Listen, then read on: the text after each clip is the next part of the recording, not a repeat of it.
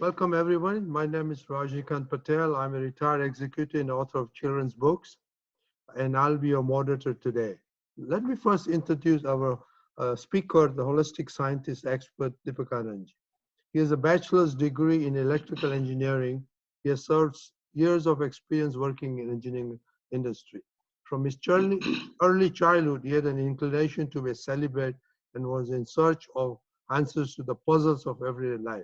His answers were obtained when he received self-realization through the grace of the self-realized holistic scientist Sri A.M. Patel in 1983.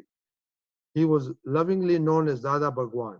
He also cautioned people that he was A.M. Patel, a contractor by trade and a normal person by everybody else. But what had manifested inside is Dada Bhagwan in the realized state. Since then, Deepakanandji has pursued his dream to work selflessly to spread the message of holistic inner science and his life living experience to uplift the entire humankind towards inner peace, inner harmony, freedom, happiness by answering questions from all people from all sorts of life of work. He has devoted his entire life in studying holistic science, visiting rural and urban areas, USA, Canada, UK, Europe, Africa, Australia, New Zealand, spreading the scientific understanding of life through holistic science. He's an expert on holistic inner science and interpersonal relationship. He has attended and participated in many seminars, conferences, and QA sessions. Now, we talk about holistic science. What is holistic science? The holistic inner science is a perpetual wisdom of knowledge, open as it is, as Akram Vignan, or stepless inner science as Vitrak Vignan, or impartial, passionless science. The same omniscience that is open within all the gods, all the Tirthankaras, all the Arihants, all the Bhagwans, which is revealed, which gets revealed and become live naturally from time to time through such living absolutes. In today's time, the same science opened up in Mr. M. Patel, who was from India. In, to, in today's world of holistic medical science, why did we call it holistic inner science as Vitrak Vignan? In today's world of holistic medicine, holistic remedies, holistic food, everything is becoming holistic. For the stepless inner science, the word holistic science was gracefully coined by Professor Dr. K.L. Shashigiri Rao, PhD, Harvard University in 1967, Professor Emeritus of Religious Studies at University of Virginia in Charlottesville. He was the chief editor of Encyclopedia of Hinduism, which was released in 2012 in New Jersey. He identified this Akram Vignan of Vitraknaga as a spiritual science, which is all inclusive, complete, natural, and applicable to the entire mankind, rather to the entire universe existence. Welcome, Deepakanandji. Once again, welcome you all in oneness, and thank you, Mr. Patel, for introducing me and giving me this grand opportunity of sharing my experience of holistic inner science. Thank you once again. Well, thank you. We are very fortunate for you to come, and thank you for taking time to come. Before we start today's subject, we have some homework. Observe our likes and dislikes and see if you are the sufferer or an observer. Try saying your name when it happens instead of I. So, anybody has feedback? Let me give you my feedback before Deepakanandji. You can dwell on your homework or the subject. This has been very good experience and observation, and it was very interesting that I was able to see my dislikes and likes when I was interfacing with different people, and I was very much happy to say that I was able to talk about my name instead of an I. So the demarcation has been prevalent, but I must confess I have a long way to go, but this exercise was very good. Deepakanandji? Yeah, we will try to just elaborate the science behind it, and so we can understand it better. We all know very well, and even holistic inner science has gracefully revealed that every activity that we see around in the world and encounter in our life, and so the nature as a whole around us, is not by anybody's doing, but everything just happens. We have to look around simply for who is the sufferer and it is his fault, and that's it. There lies the answer, and so that is the finality.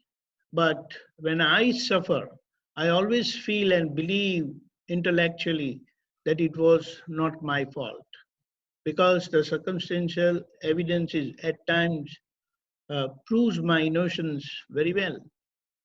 I would definitely end up doing something in a very reactionary way to hurt the person or the agency who becomes party to my suffering. And this would definitely be against the nature, because as revealed by holistic inner science, things just happens. And I would inadvertently get bound into another future birth cycle and suffering. Now, my example. This was the principle and clarity of holistic inner science. The other day, I, Deepakanand, came across a situation in which my manager fixed a program without my, that is, Deepakanand consultation, and I, Deepakanand, didn't like it. At that very moment, I, Deepakanand, had reacted spontaneously and flatly rejected his proposal and refused to attend itself. Now, in retrospection, I perceived and realized my, that is Deepakanand's mistake. Although at first that is again, I'm trying to put this because we want to put our name wherever this activity part is coming. So although at first I, Deepakanand, was not very happy and against his will, that is my head or my ego, I, as perceiver, had a dialogue with him, Deepakanand, and finally convinced him to attend the program. Although my manager was very surprised to see me, Deepakanand, there, and I attended the program and everything went very well. Now, what is the moral of this episode? See, we all, our body selves, we come across situations where things go against our desire, our design, our planning. And in such situations, if principally everything is reasonably okay and fair, then we must not listen to our mind, should not uh, stick on to our ego and be insistent, rather accept that as nature's order or our, that is Deepakanand's destiny, or even accept as God's will and pass through that suffering. Recognize the sufferer, that is Deepakanand, and gradually perceive the suffering and the sufferer both with an unbiased open mind. You will gradually emerge as perceiver and knower of all the circumstances of the name bearer, body self, Deepakanand in my case, which are all natural happenings that cause suffering to Deepakanand. Identify the sufferer, which is ego, that is Deepakanand in my case. It goes exactly as per the holistic inner science rule that nothing happens without a cause. Nothing comes from nothing. In this way, you will remain blissful by perceiving the situation impartially in your enlightened state with the understanding of holistic inner science, amicably deal with your own intellect and you will surpass a big karma, that is suffering of the name bearer body self Deepakanand, without causing a new one, and that is a great achievement. That's why we want to do this exercise. Thank you. Well, thank you. That was a good insight. Hopefully, we all the audience people will start, uh, thinking about it and doing it. Now, we have talked about anger, pride, attachment, greed, which are the karmic binding seeds. And last time we talked about anger. So this time our topic is man, or we call it pride, in our interactions. Observing around, we find that man or pride is commonly prevalent in human beings. I mean, I think there's nobody here who doesn't have pride or man in them. When recognition is given by others, there is pride. I did it. I made it. It happened, and it was because of me all happened. On the other hand, if there's no recognition, a person feels left out and dejected. Also, when there is a failure, the same person is very quick to blame others, or list a bunch of items that hinder success or progress. So what is really man or pride as revealed by Dada Bhagwan? How can we use it to our benefit and for others? Is man good to have? I think one must have pride to do their work to be successful. Give us some pointers that we can be humble, sincere, and moral in this aspect of pride. How are karmas bounded by man? What do we need to do to avoid binding karmas through man? So if you can introduce the subject, then I'm sure there are a lot of questions. Surely, first of all, you asked what is really man or pride as revealed by holistic scientist Dada Bhagwan. We will refer to these as pride only, not to get confused with the Hindi word man.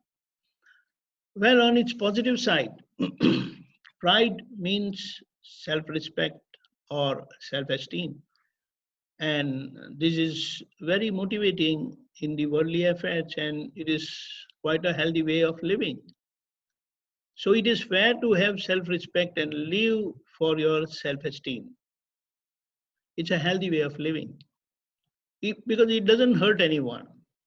One remains happy and blissful and lives harmoniously with others, because when one is happy, then he doesn't seem to hurt others. But when someone is not happy, definitely he or she ends up hurting others.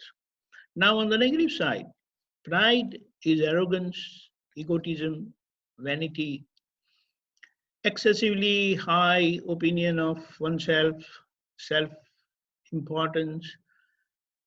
This badly ends up hurting others, makes you suffer first and then others also, causing new karma for again a future suffering. Now, pride is the result of the wrong belief or the biggest blunder of identifying the name bearer body self as I am. It is called self ignorance. It is imparted to us originally by our parents when we are born and are given name as for our world identity. As we grow older, with which our intellect also grows, and when we come into interaction with other relatives, friends, and people of the world, these blunders become bigger and stronger. All the four weaknesses of anger, that is, anger, pride, possessiveness, and greed, grow gradually and start ruling our life and living. These weaknesses bind us into perpetual birth-death cycle of suffering in the four life forms of angels, human beings, plant, animal, and hellish beings. So this is how pride affects our life. further you have said, how can we use pride for our benefit and for others? Is it good to have pride? And for our success, we can make use of the pride too. You wanted pointers that we can be sincere, moral, and humble in this aspect of pride. Now, as it is very well said, everything has two sides. Every coin has two sides. With the help of the holistic inner science and the tools of happy, harmonious living, we can very well live with sincerity, morality, and purity. This would definitely boost our self-esteem and so the pride. Eventually, this makes us man of perfection and a great personality as a living example of normality and oneness in the world. This would give us and the world at large such a wonderful human race, which would be one with the Mother Nature, making our world truly a living paradise. You see, the same pride, when it works negatively under the potent influence of self ignorance, it incites arrogance and egotism, wanting to make ourselves number one, simply creates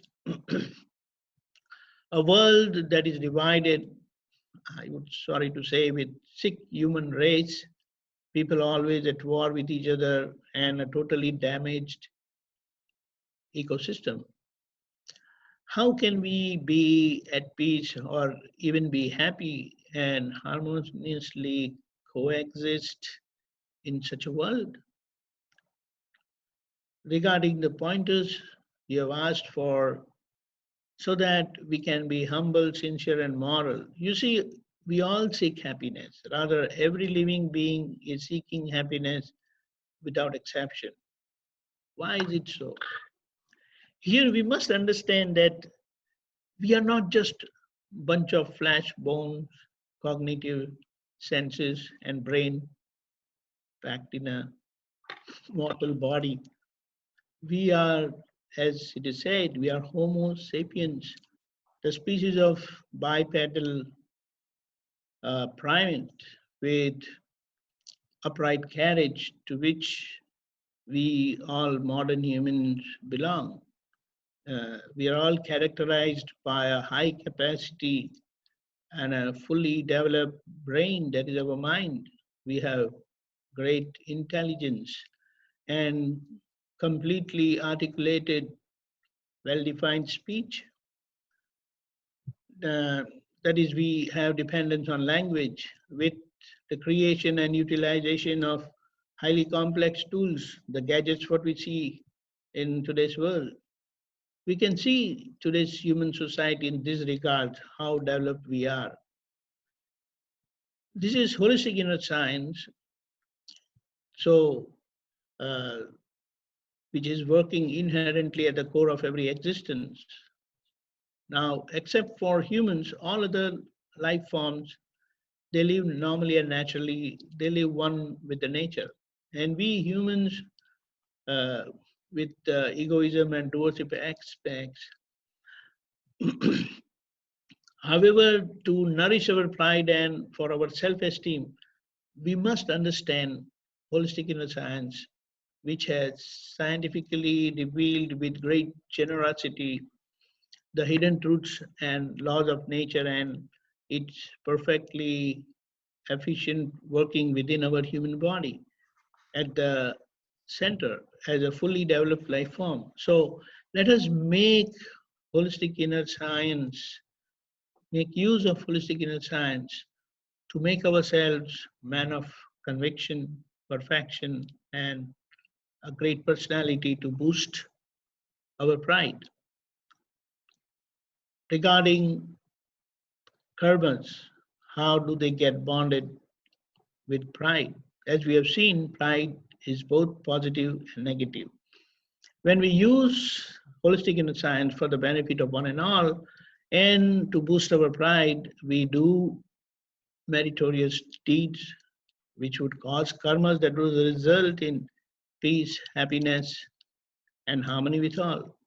Otherwise, without holistic inner science, living arrogantly, mm, without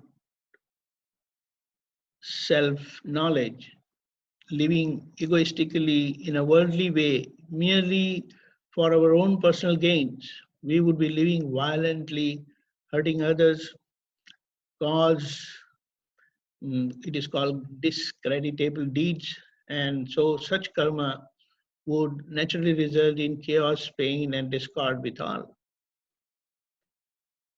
Uh, Further, we can say, what do we need to do to avoid binding karmas through pride?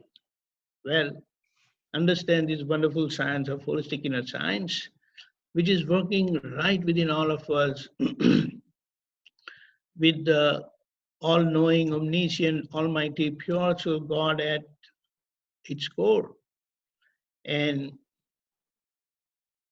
I can say for sure, we'll all be freed from all our weaknesses, karmas, and birth, birth death cycle of suffering to attain salvation, liberation, and perpetual happiness.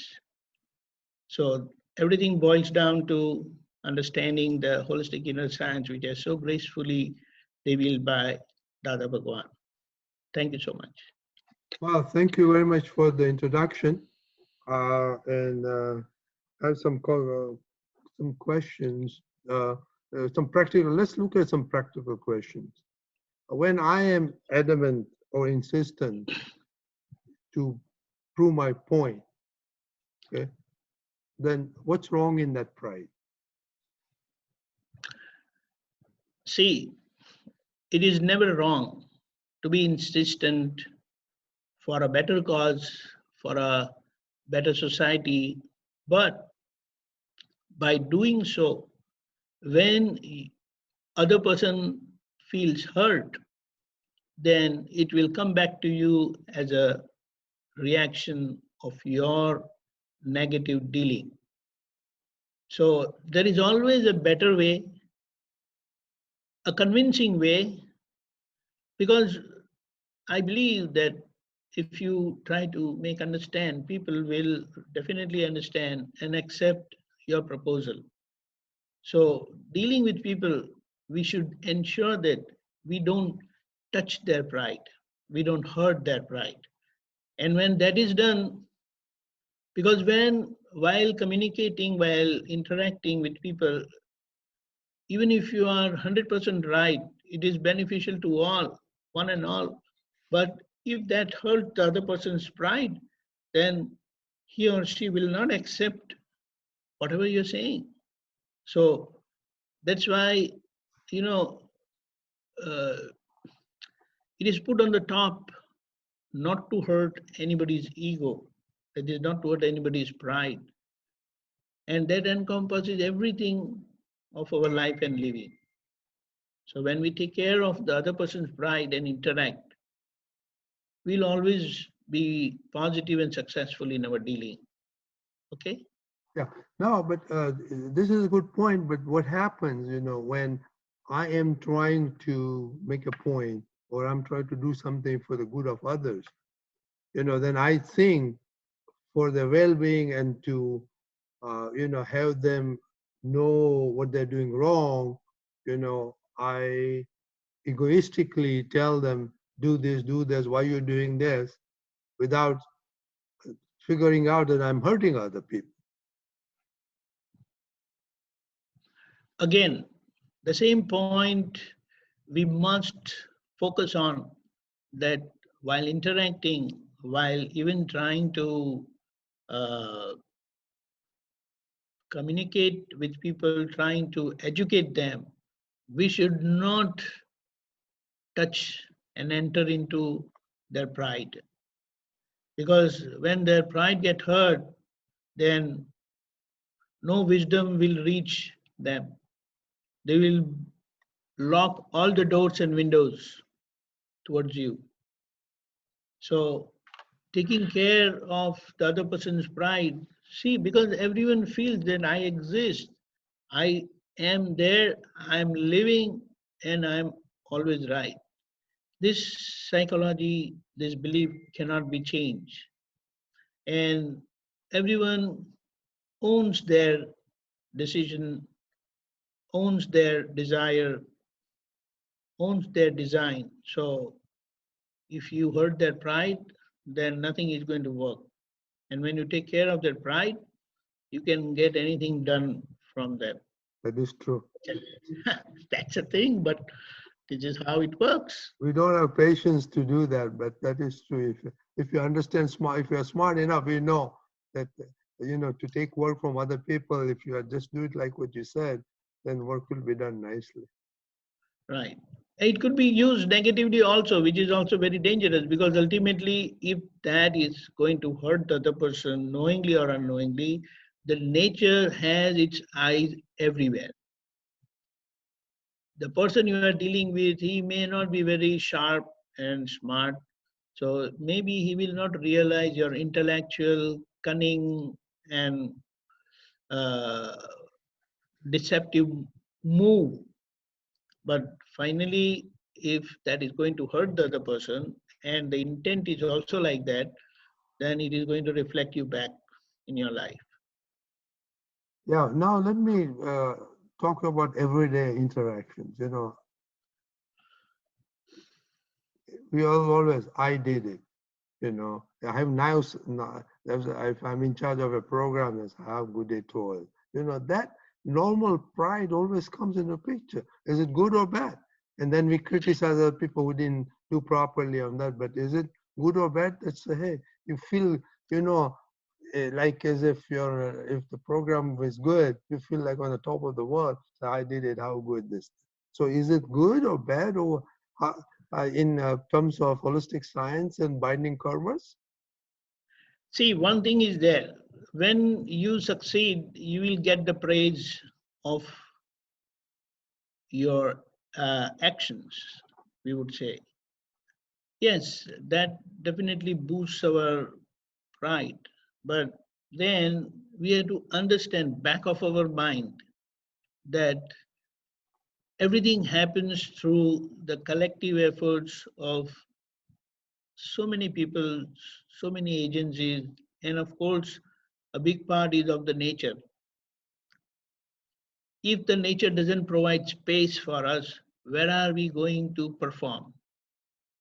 The stage where we perform in the world is provided by nature. And if that stage of space provided by nature is not there, where are we going to perform? Where are we going to do anything? So, I mean, this is the most subtlest thing you can consider in the back of your mind. Never mind, outside you may say you did it and all that stuff. Doesn't matter. Dramatic display of your hard work is not wrong. But back of your mind, when this understanding is there, then you will not be driven away by your pride. So what it means in your success or in your failure, both with the understanding or rather inner understanding of holistic inner science, you will understand that everything happens with the collective cause of so many agencies, so many people, and including nature. So in your success, you enjoy the pride and praises you get out of your success. In your failures, whatever um, bouts of uh, things you get from people and your inner, uh, what do you say, feeling of having failed, it will not drive you away. You will understand that, okay, that was a part of my destiny. And in other words, you may also say, maybe that was God's will. So when we say it was your destiny or it was God's will, we don't take on our head, because suffering, whether it is of happiness or unhappiness, they don't stay long. They just come and go, True. like morning and night. They keep coming and they keep going. But when we understand the science behind that suffering, then we will not be driven away and we will not take pride, both positively or negatively. And that will rather open our happiness, which will stay forever. Okay. Yeah, no, that is very good. Now the question is, you made a very good point that we have to be very, very careful with if we are not driven away by the pride. And that is, I think, if you can put a stop to that, I think then happiness will eventually. Now, last question before I open to the audience, and that's our famous Mr. Ego. See, our Yeah. ego always plays a big part in this one. And like you say, don't be driven away by pride, but our ego is difficult to catch hold of our ego and say, come on, come back, come back. One thing is there, it entered into our life from our very birth when the name was given to us, and we were surrounded by people who were, sorry to say, but who were also ignorant. They did not have the knowledge of holistic inner science. And so they imparted ignorance to us. They gave us the name, but they gave the virus of wrong belief, that is blunder, that I am the name bearer. And with that, gradually as my intellect grow, my pride also increases. And that's how other weaknesses, they grow. So pride is the virus which everyone has, and we must be very careful dealing with everyone that we don't hurt their pride. We should see that the pride is always well taken care. Then, everything will be positive. Your dealing will be positive. Collectively, everything, the outcome also would be positive. But just when someone's pride is hurt, then they will not do any good, even if they want to, even if they can do it, their mind, their intellect will reject doing anything good for us or for all. Okay? Yeah, yeah, thank you very much. I think there's also a question, Shaila has a question. Surely, yes. Deepakanandji, so I think this is a continuum. One side is total lack of self-respect, self-esteem, and a positive self-concept, and the other side is the pride and ego. So it's good to strike a balance, maybe somewhere at the midpoint, because the reason I'm saying is when it comes to our students with disabilities, they completely lack self-determination, and the self-concept and self-esteem and a positive self-respect is a part of being a self-determined individual. So we teach them that you should have self-respect, you should have good self-esteem, because that will give rise to a good self-concept about yourself. So that balancing act is very difficult, where you stop and where you stop being egoistic and being proud and not have a total lack of self-concept. So that continuum. Right. So, when dealing with such disabled people, when they are totally shattered, they have no urge at times that what are they going to do in their life. Mm-hmm. But then, in this social media world with internet and all this stuff, we have so many examples of handicap. There is one example, I don't remember the name. There is a person, he doesn't have legs, he doesn't have hands, he just have the body, and he goes swimming also. And he's a very famous, what do you call, He's a great speaker. He conducts so many lectures all around in the world, to even to the what do you say, the companies, industrial companies and all that, multinational companies. The other day I had a chance to listen to a lady who was handicapped. She had no arms. She played piano and she sang so very well. And she got the applause from such a big crowd. I believe that was in America Got Talent. Yes, So yes. what I'm saying that these are very good motivation for so many people. And when they get example of such people, then they always get motivated. The problem is, we always see others who are better than us, who have everything in normality. But we have to see there are other people, so many of them, they are handicapped, but whatever they have made the best out of it, and they have flourished. And that's how that gives a very good motivation. Because when you see someone performance, someone's success, it always gives you a lot of boost, a lot of inner strength, that if someone could do it, I can do it, I will do it. That is what is important. In fact, Dada Bhagwan, the holistic scientist, meant this very well. He says if one individual could do, then everyone can do. What we lack is our decision. And when things get decided, you will see things happening of its own. Because nature is willing to help us all the way. But when we are not, we have to play the ace card of our decision, our willingness. And then the whole strength and support of nature is there. And that's how we can succeed in life.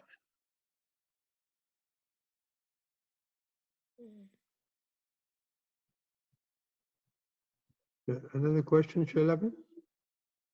No, I mean, so it's very difficult if we can kind of separate ourselves from like the body and the mind, and the I part of it is taken away.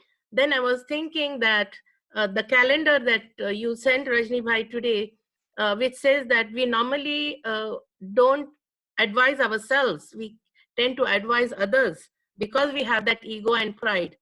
So by separating ourselves, I think if we do the self-talk, then we can do that as well.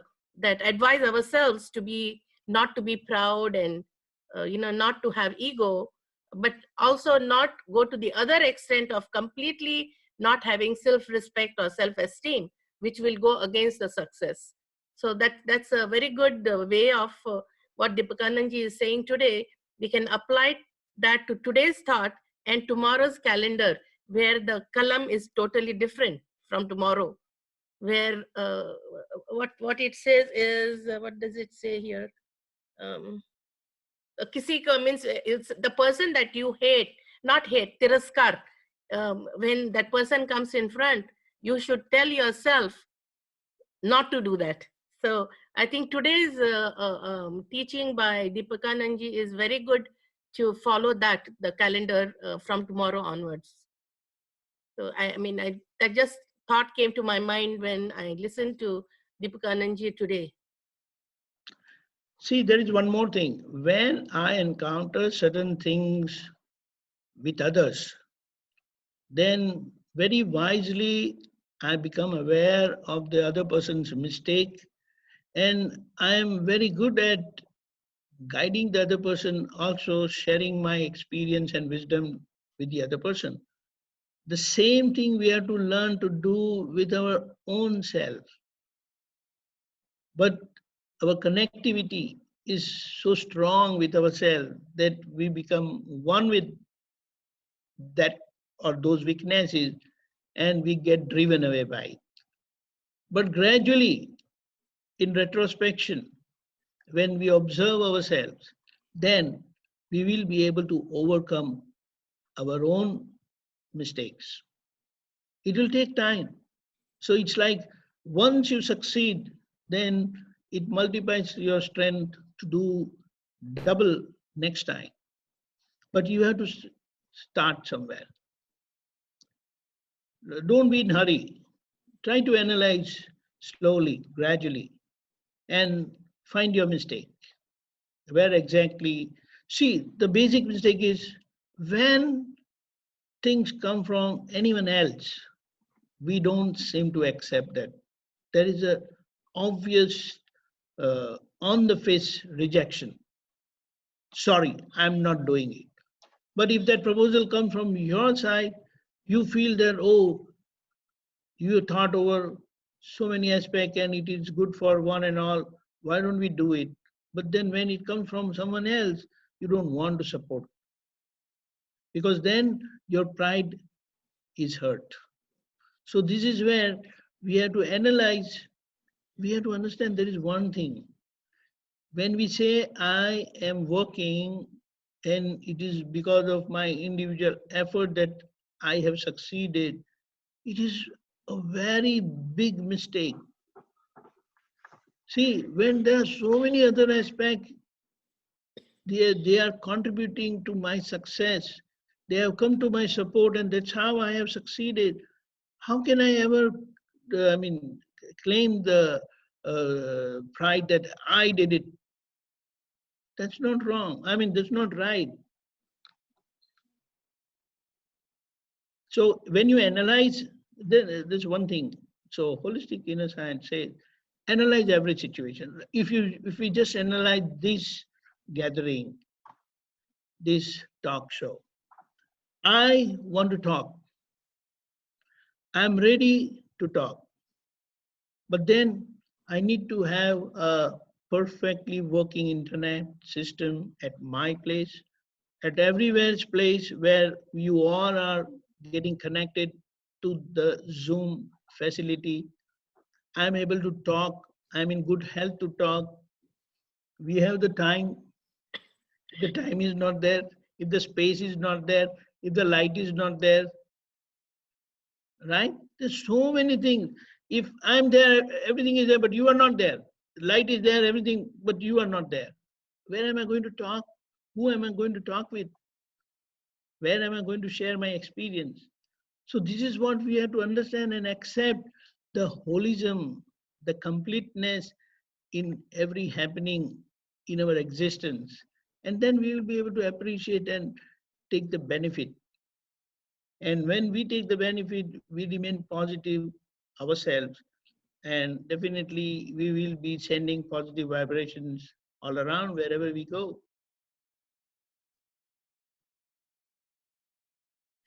That's how it becomes helpful. Very nicely said, yeah. Any more, Sailaman? No. Anybody else has a question or want to say something they liked today or heard something like driven away by my pride? Some buzzwords? No?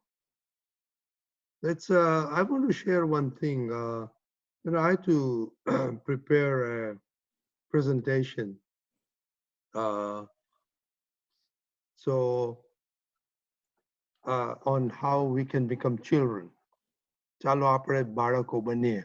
So, I was thinking as an introduction as myself, and then like Deepakanandji says, Shailaben says, one of my slides says my introduction. It says, Rajnikant studied and accomplished a lot in this relative world.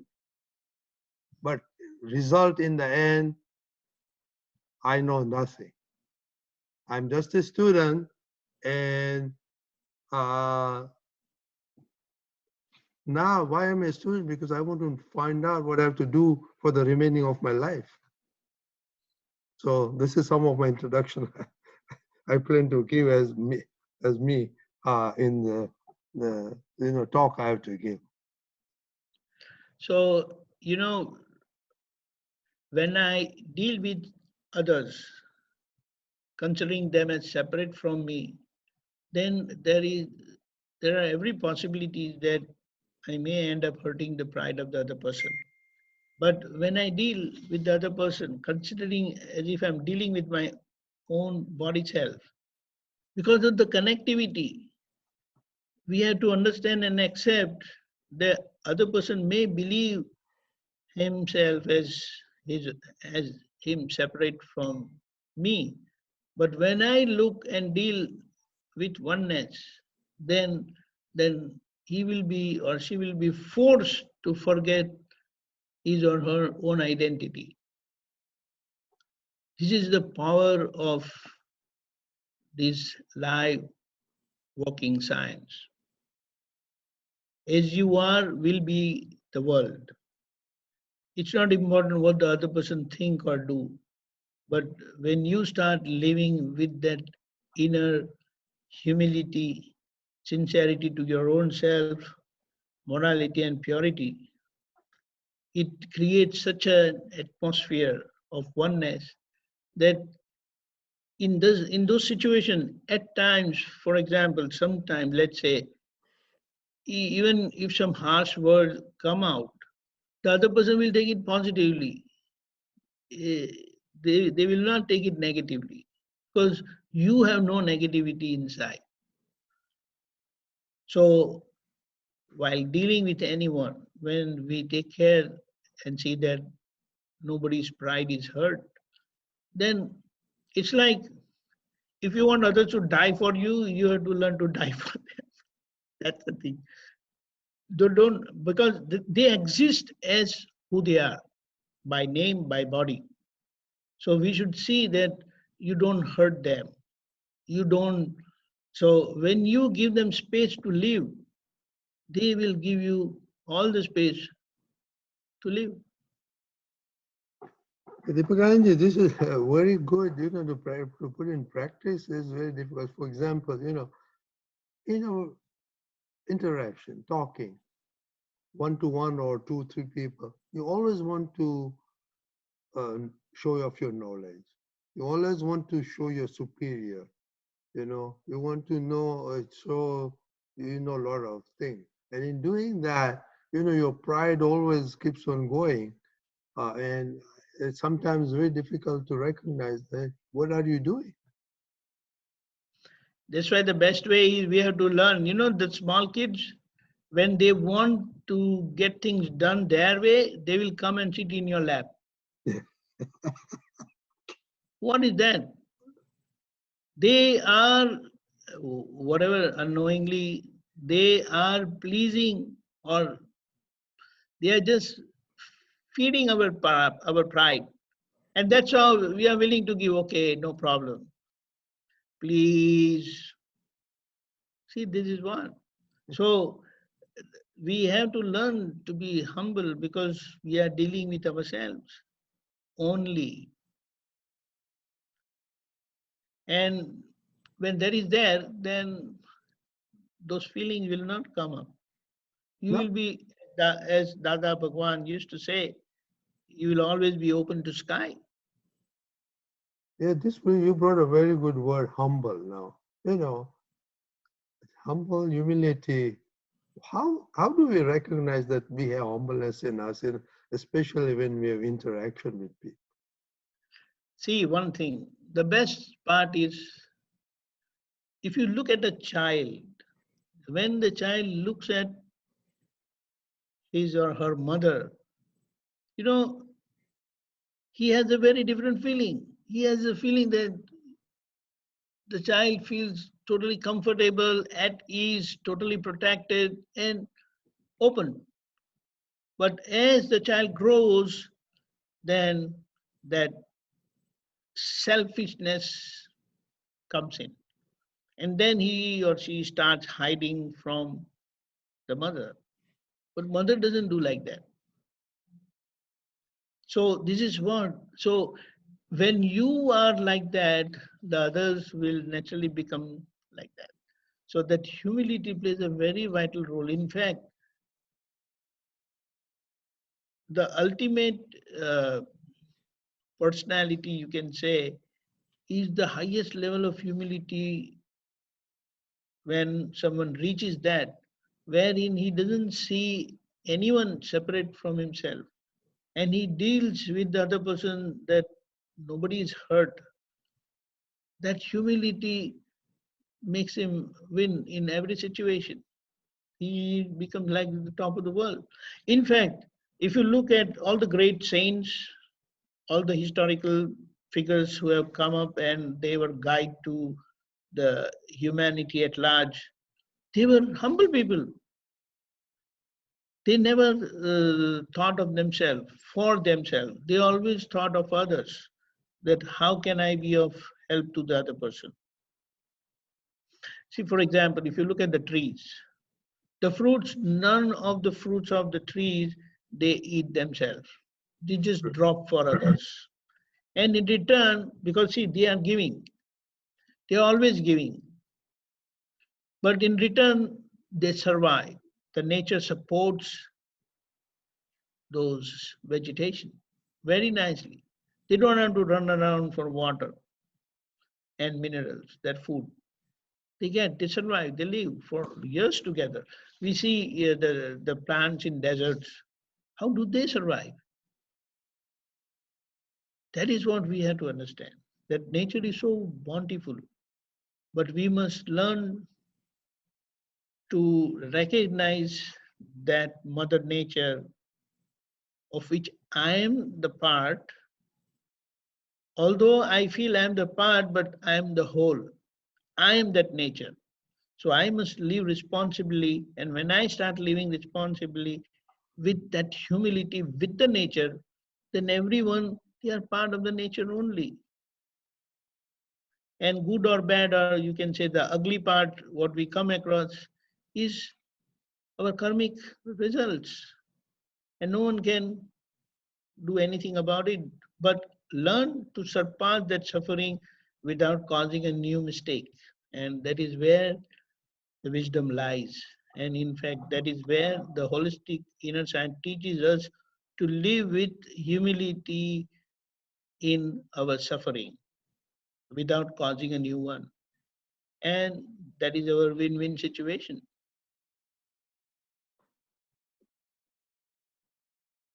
A lot of things to think about.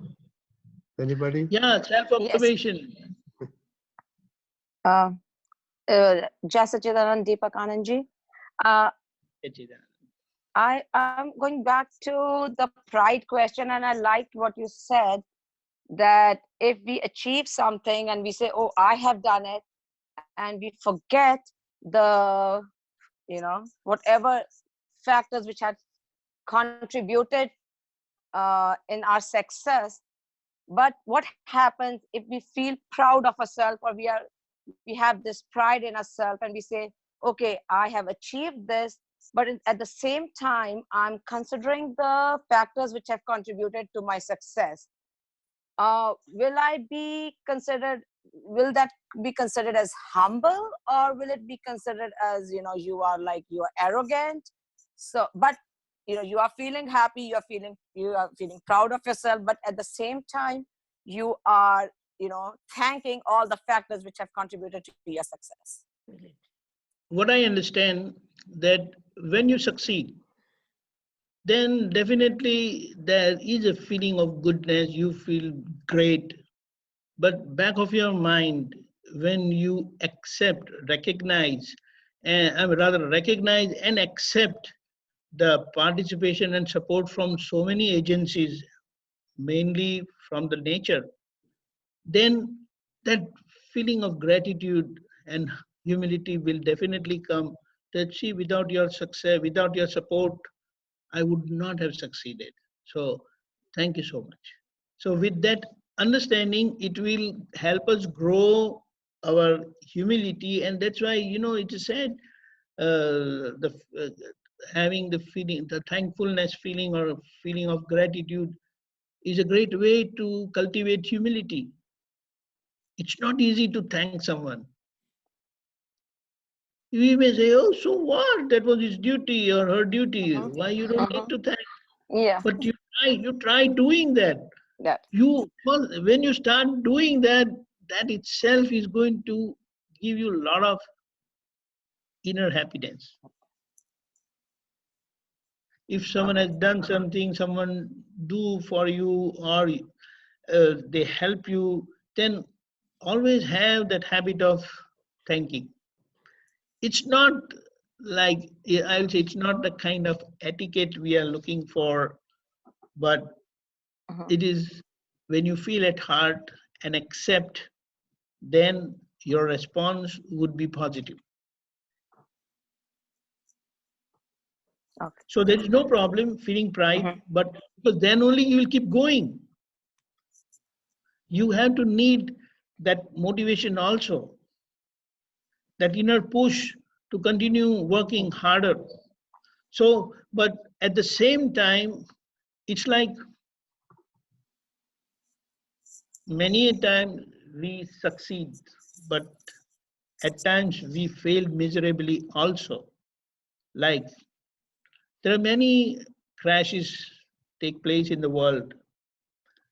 There are many failures take place in the world, but they always have a dedicated team that analyzes the failure, finds out the primary cause of the failure, and they see to it that those causes are attended and they are taken care, so that in future they don't become a cause for any failure. Like the planes, the aeroplanes, then there are certain system of ammunition. When it fails, then certain decisions which are made in our life, they cause failure. So when we analyze every happening of our success and failure both, there is a saying, we learn more from failure than from success. So that is where that analyzing thing will make us stay on the ground, keep working, and keep moving. That is what is important. And that's why it is also said that humility is the very strong point. It will help us succeed in every aspect of our life. Well, thank you very much. If there's a last question, or otherwise we'll wrap it up. And Deepakanandji can wrap it up and give us a homework. We talked about pride means self-respect and esteem, which is very important, and to be humble, so we can live happily. But with the pride also goes ego, so we have to balance between the good part and the bad part, especially the ego part, which is mainly due to the ignorance. We talked about how karmas are binded by pride and how to avoid and be aware of it. So with that, Deepakanandji, if you can wrap it up and give us a homework. Good. It was a good session. I learned myself a lot. I would say that let us try to focus on our life achievement, and analyze that who all have supported in my life and whether I had any feeling of gratitude. Then we recognize them for their support, and that's how I have come up in this life over here at this point of my life. And when I recognize that, and let us have a study, self-analysis, that who has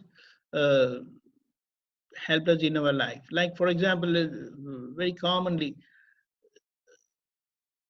men normally don't cook in the kitchen, but the wives, they do that. But have you ever felt thankful about what she had been feeding you from last so many years?